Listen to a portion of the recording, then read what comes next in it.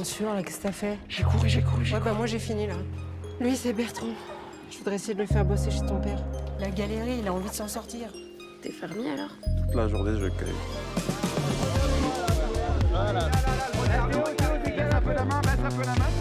Oli, signé Antoine Besse avec Théo Christine, avec nous ici au Festival d'Angoulême. Quel film formidable. Film, on va dire, on parle de skateboard, on parle de Marginal, on parle surtout d'une rencontre entre le personnage interprété par Théo et un petit gosse absolument incroyable.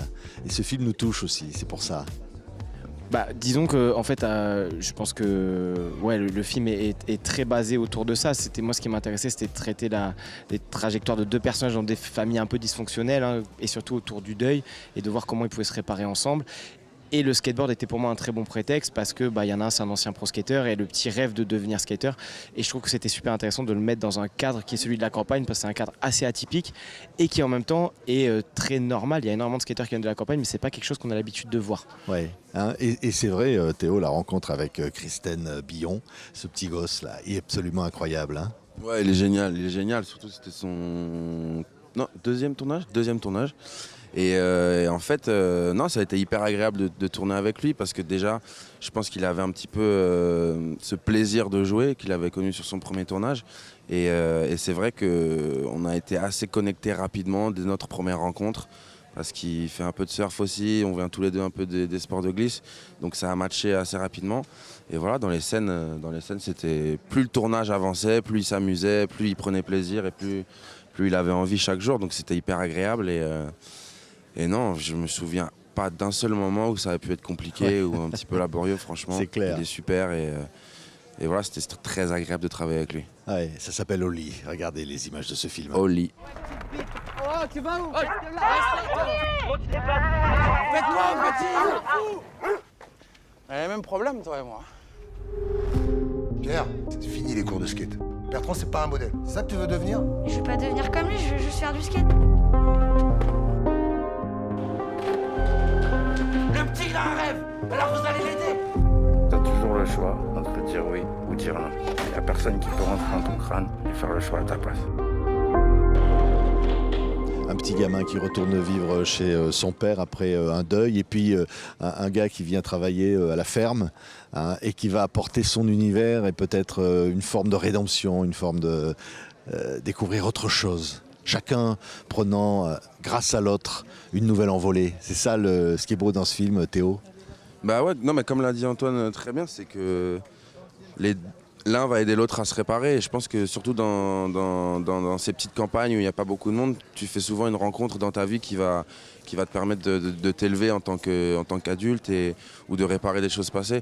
Et je trouvais ça très beau et très fort que ce soit justement entre deux générations différentes aussi, parce que le petit, Pierre dans le film, il a 13 ans, Ouais. quoi. Et voilà, et on a Bertrand qui approche de la trentaine et qui lui a des cicatrices qui sont encore ouvertes. Et donc voilà, les deux, la rencontre des deux, bien qu'ils viennent d'un monde différent et d'un univers, d'une vie plutôt de tous les jours qui est très différente.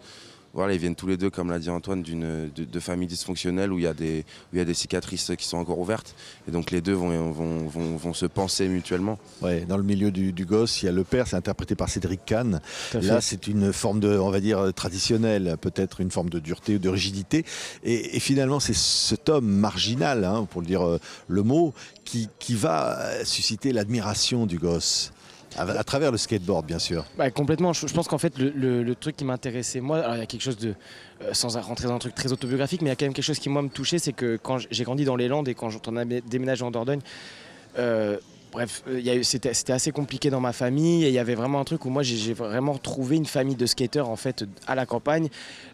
Les modules du film par exemple sont les modules qu'on skatait nous quand on était petits et que j'avais déjà mis dans mon premier court-métrage, enfin vraiment quelque chose de très ancré, de très réel, et c'est quelque chose qui m'intéressait. Et en fait il y a surtout un événement un peu dramatique dans cette bande-là.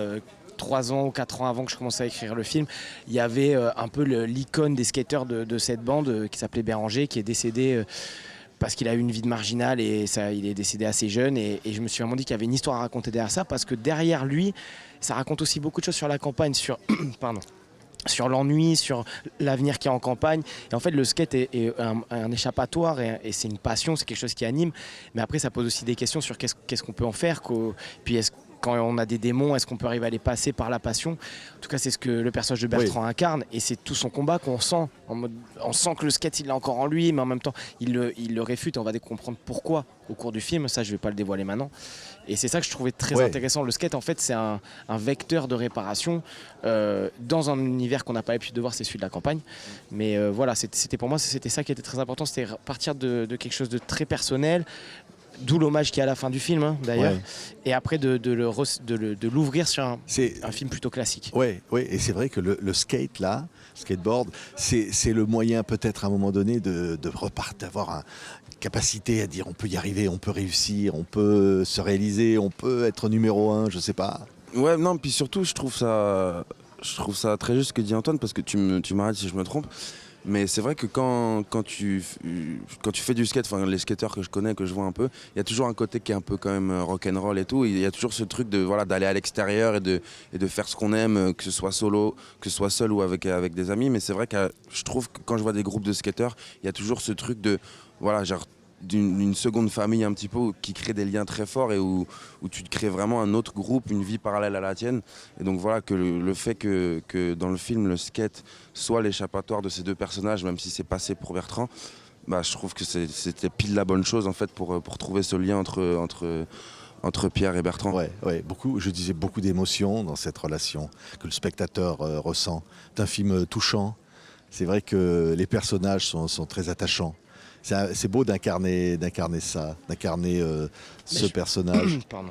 J'allais dire, il y a un truc en plus qui était super important pour moi, c'était que vu qu'on travaillait avec des acteurs qui n'étaient pas professionnels, c'est-à-dire les petits qui étaient vraiment des skateurs, et qu'en plus on parlait d'un personnage marginal qu'on a complètement créé avec Théo. Ce qui était beau, c'est qu'en fait, moi c'est vrai que j'aime beaucoup je suis très piqué au cinéma américain. Moi, un de mes films références sur ça, c'était vraiment Mud de Jeff Nichols. Enfin, il y avait d'autres films qui m'intéressaient, mais celui-là principalement.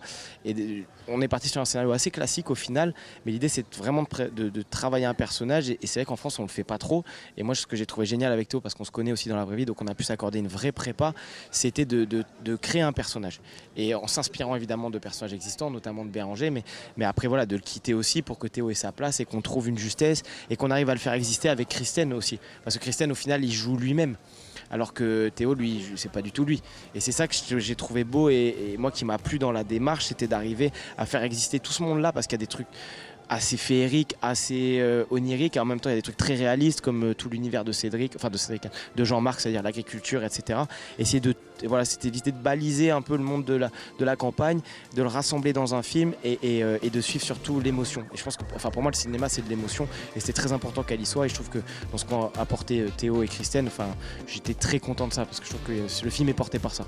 Merci à tous les deux, Antoine Besse et Théo Christine. On pense donc à Christine Billon, qui est absolument formidable aussi, et ce duo très touchant dans le film qui va toucher, je le sais déjà, le public qui ira voir donc ce film Oli. Merci beaucoup à tous les deux. Merci à vous.